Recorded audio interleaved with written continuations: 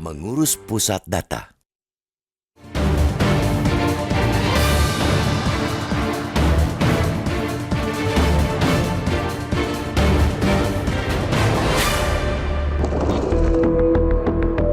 Saat teknologi beserta ancamannya terus bergerak cepat, kita harus akui pemerintah dengan segala kekuatan yang dimilikinya bergerak bak siput, amat lambat.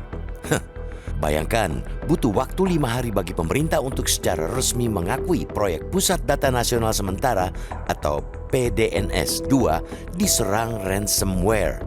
Bahkan, ternyata sesama pemerintah pun tidak mendapatkan informasi secara lengkap selama sekitar 100 jam setelah PDNS 2 terganggu. Akibatnya, sebanyak 210 instansi pusat dan daerah terdampak. Malah, yang paling kasat mata dan memalukan adalah layanan keimigrasian di seluruh bandara di Indonesia lumpuh seketika untuk beberapa waktu. Memalukan karena gangguan PDNS 2 yang berlangsung sejak Kamis 20 Juli lalu menyebabkan antrean luar biasa di sejumlah bandara, khususnya di titik pemeriksaan paspor. Tidak terbayang keluhan warga asing menghadapi penumpukan dan antrean mengular di layanan keimigrasian di Indonesia. Untungnya jajaran Direktorat Jenderal Imigrasi bergerak sigap.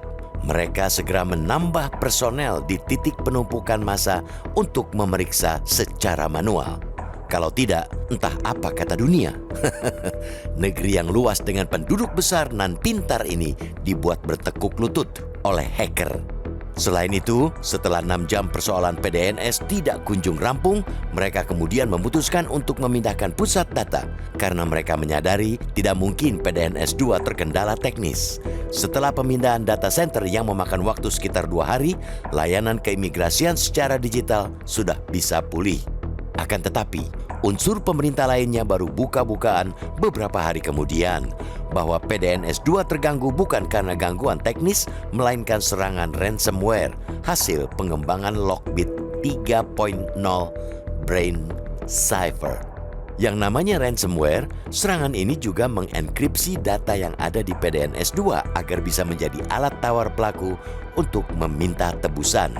Di kasus ini, mereka meminta 8 juta US dollar atau sekitar 131,2 miliar rupiah untuk membuka enkripsi.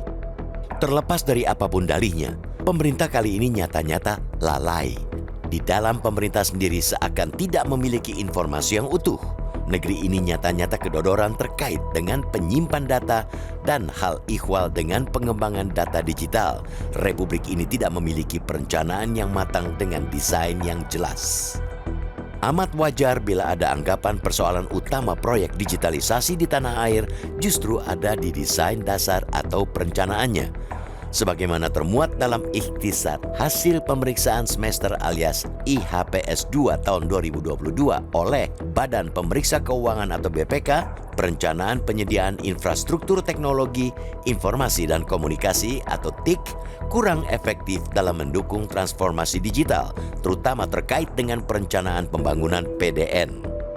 Bahkan, menurut lembaga auditor negara itu, pembangunan PDN berpotensi tidak sesuai standar internasional yang direncanakan dan tak akan sesuai kebutuhan dan kapasitas real. Aksi ransomware ke PDNS 2 juga memperlihatkan ketidakbergunaan klaim sejumlah kehebatan dan kecanggihan spesifikasi teknis PDN. Sebab segala hal positif itu tak akan berguna tanpa manajemen sumber daya manusia atau SDM, sistem pemulihan bencana, contingency plan, dan perencanaan mitigasi yang memadai. Pemutakhiran teknologi dan sumber daya dalam pengamanan jangan kalah dengan perkembangan ransomware. Serangan ransomware bukanlah barang baru. Sejumlah negara sudah mengalami serangan serupa beberapa tahun silam. Bahkan pada 2023, Bank Syariah Indonesia atau BSI juga mengalami penyanderaan data setelah diserang oleh Lockbit. Semestinya peristiwa itu menjadi alarm bagi pengelola PDNS. Akan tetapi, pemerintah seakan abai dan memandang remeh sebuah tanda bahaya tersebut. Jika mawas diri, pemerintah semestinya sudah membentengin diri. Jangan sampai karena sibuk untuk menjaga kepentingan dan jabatan politik, sampai melupakan penjagaan aset data milik negara. Pemerintah juga sebaiknya mengakhiri saja drama keinginan memburu dan menangkap pembobol PDNS 2. Karena bila melihat kejadian di BSI, tidak ada akhir yang jelas terhadap pelaku ataupun permintaan uang tebusan. Fokus saja gelar audit independen terhadap PDN. Bongkar dan tutup segera kelemahan dan celah dalam desain yang berpotensi dirasuki oleh pihak luar. Tidak usah defensif atas kritik dan masukan. Jangan melulu bergerak dengan deret hitung, padahal di luar sana para penjahat bergerak seperti deret ukur.